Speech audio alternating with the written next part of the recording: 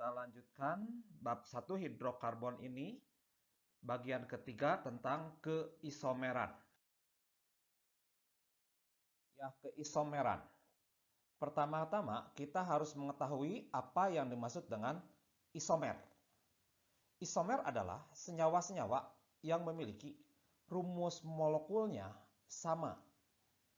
Rumus molekul itu misalkan C6H14 misalkan, ya seperti itu. Tetapi rumus bangunnya berbeda. Rumus bangun itu di gambarnya berbeda. Keisomeran dibagi dua, ada isomer struktur dan isomer ruang. Isomer struktur dibagi lagi menjadi tiga. Ada isomer kerangka atau rantai, terjadi karena bentuk kerangkanya atau bentuk rantainya yang berbeda. Misalkan ada yang rantainya lurus dan ada yang dibuat bercabang. Atau juga mungkin posisi cabangnya dipindah-pindah. Itu masih termasuk isomer kerangka. Yang kedua, isomer posisi. Kalau ini posisi ikatan rangkapnya dibuat berbeda-beda. Berarti isomer posisi dimiliki oleh golongan alkena dan alkuna. Alkana tidak memiliki isomer posisi. Yang ketiga, isomer fungsi. Terjadi karena perbedaan jenis gugus fungsi. Berikutnya, isomer ruang. Ada isomer geometri atau cis-trans dan ada isomer optik. Isomer optik akan dibahas di kelas 12. Langkah menentukan isomer, pertama kita harus tahu dulu termasuk golongan mana. Apakah alkana? Kalau rumusnya Cn H2n plus 2. Atau alkena kalau memenuhi rumus Cn H2n. Atau alkuna kalau memenuhi Cn H2n-2. Untuk alkana hanya akan memiliki isomer kerangka saja. Cara membuat isomer kerangka, kalian bisa ubah rantai induknya, misalkan jumlah C terpanjangnya, kemudian coba diubah-ubah posisi cabang-cabangnya. Untuk alkena dikenal bisa isomer kerangka, bisa isomer posisi. Berarti posisi ikatan rangkapnya bisa diubah-ubah. Serta dia memiliki isomer geometri.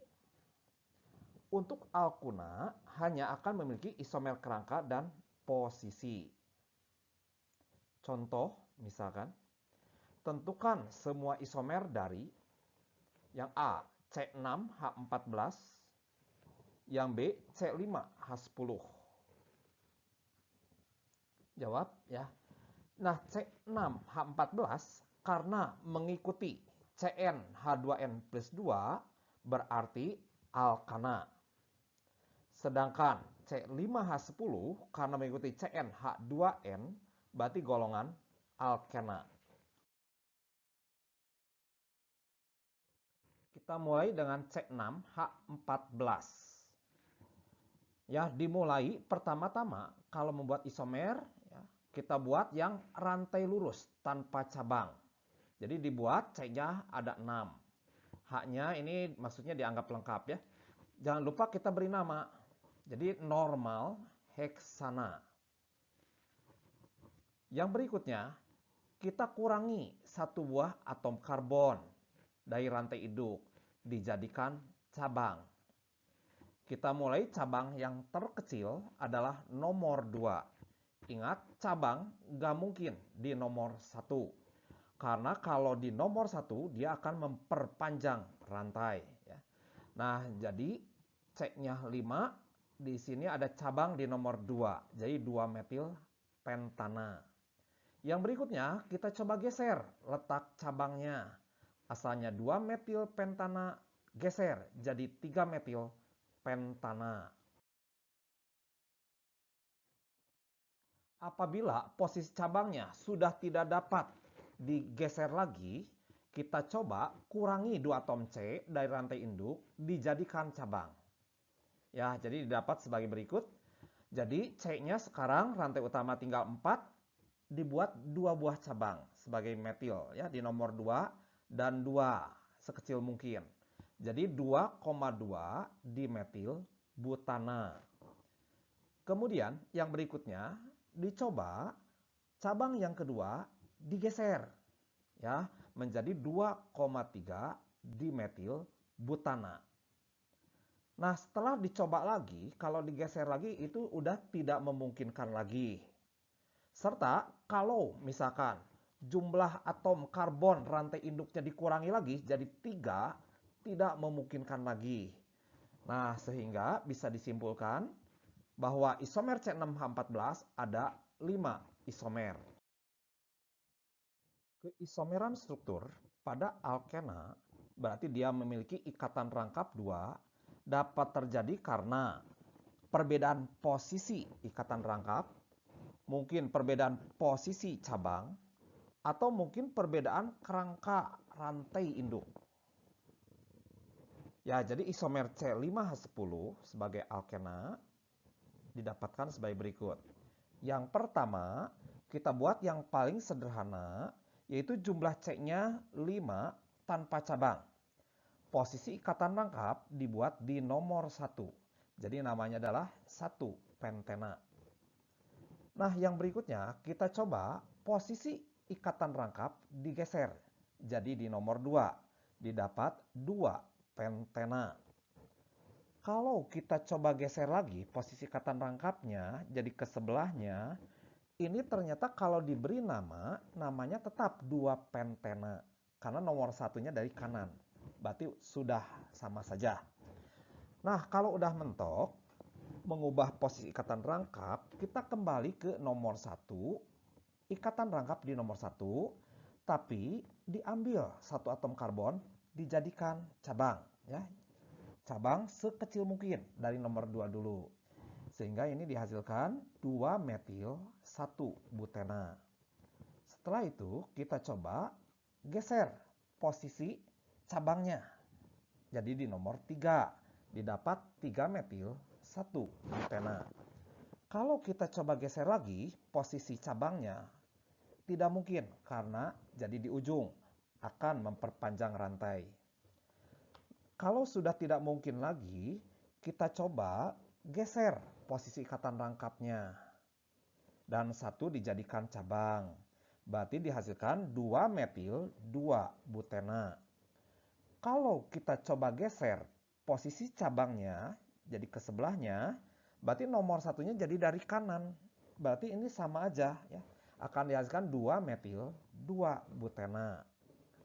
Kalau kita coba lagi posisi tapi jumlah atom karbonnya kita kurangi lagi. Misalkan jadi tinggal 3. Ya, jadi seperti ini. Berarti harus ada 2 cabang. Kita coba sekecil-kecilnya di nomor 2 dan di 2.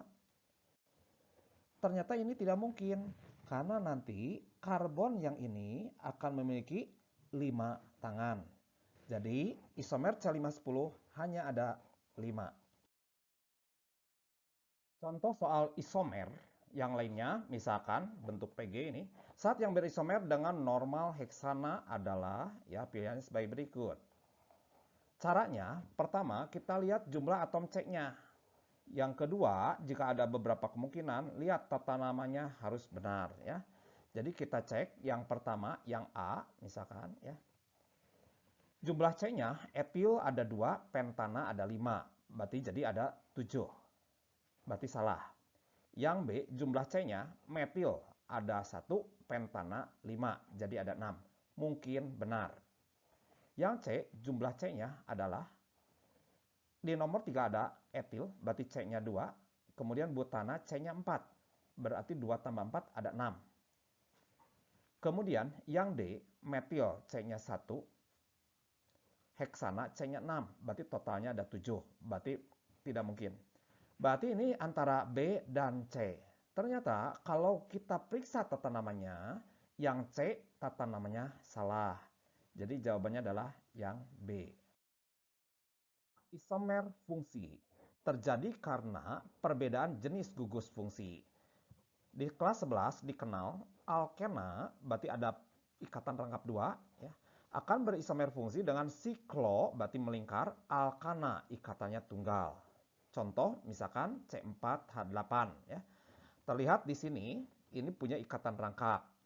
Nah, akan berisomer fungsi dengan siklo alkana, ya, C-nya 4, H-nya 8 juga, ini bentuknya melingkar. Kemudian yang berikutnya adalah golongan alkuna dengan alkadiena. Alkuna berarti rangkap 3, alkadiena berarti ikatan rangkap 2-nya ada 2. Contoh C4H6, ya. Dikenal di sini ini yang alkuna, kemudian ini yang alkadiena. Rumusnya sama, C4H6. Keisomeran geometri terjadi karena perbedaan kedudukan gugus-gugus yang sejenis di sekitar ikatan rangkap. Dalam hal ini ikatan rangkap 2. Contoh misalkan 2 butena. Berarti C-nya ada 4, ada ikatan rangkap di nomor 2. Apabila kita gambarkan sebagai berikut, misalkan, nah ini terlihat C-nya ada 4, ya. Nah, syarat isomer geometri adalah yang di sebelah kiri, atas dan bawah ini harus berbeda. Misalkan ini CH3, bawahnya H. Yang sebelah kanan juga atas dan bawah harus beda syaratnya. Atasnya misalkan CH3, bawahnya adalah H. Berarti ini memiliki isomer geometri. Nah, sekarang ini bentuk yang cis atau yang trans tergantung tadi kedudukan gugus yang sejenis, ya. Terlihat di sini, kedudukan gugus yang sejenis, di sini CH3 sama-sama di sebelah atas. Berarti ini bentuk yang cis. Jadi namanya adalah cis 2 butena. Sedangkan apabila gugus yang sejenis letaknya berseberangan, seperti ini, ya, itu berarti namanya adalah trans 2 butena. Nah, apabila salah satu atom karbon berikatan rangkap mengandung 2 gugus yang sama atas dan bawahnya, maka tidak mempunyai isomer geometris. Contoh, misalkan terlihat di sini atas dan bawah di sebelah kanan itu sama CH3. Jadi tidak memiliki isomer geometris. Berikutnya, sumber dan kegunaan dari alkana. Sumbernya, alkana itu merupakan komponen utama dari gas alam dan minyak bumi. Kegunaan alkana dalam kehidupan sehari-hari, misalkan yang kita kenal sebagai bahan bakar, misalkan untuk LPG, kerosin atau minyak tanah, bensin, solar, misalkan. Kemudian, kegunaan lainnya, misalkan sebagai pelarut, sumber hidrogen, pelumas, bahan baku untuk senyawa organik lain, dan bahan baku untuk industri. Berikutnya, sumber dan kegunaan dari golongan alkena. Alkena dibuat dari alkana melalui pemanasan dengan katalisator. Kegunaannya yang utama adalah sebagai bahan baku industri. Misalkan untuk membuat plastik, misalkan kemasan botol minum, ataupun plastik kayak kresek gitu ya. Berikutnya untuk membuat karet sintesis. Misalkan untuk membuat ban kendaraan atau juga untuk membuat alkohol. Nah, seperti itu gambarnya. Terakhir, sumber dan kegunaan golongan alkuna. Golongan alkuna yang paling penting di sini adalah etuna atau C2H2 atau namanya adalah asetilena. Kegunaannya untuk mengelas besi atau baja. Dalam industri, asetilena dibuat dari reaksi metana melalui pembakaran tidak sempurna. Reaksinya sebagai berikut. Nah, yang banyak digunakan adalah oleh tukang elas misalkan ya, dengan cara mereaksikan karbid CaC2 dengan air. Reaksinya sebagai berikut. Nah, di sini dihasilkan C2H2. Ini untuk mengelas. Jadi sebetulnya mengelas itu bukan pakai karbid ya, tapi pakai gas asetilena.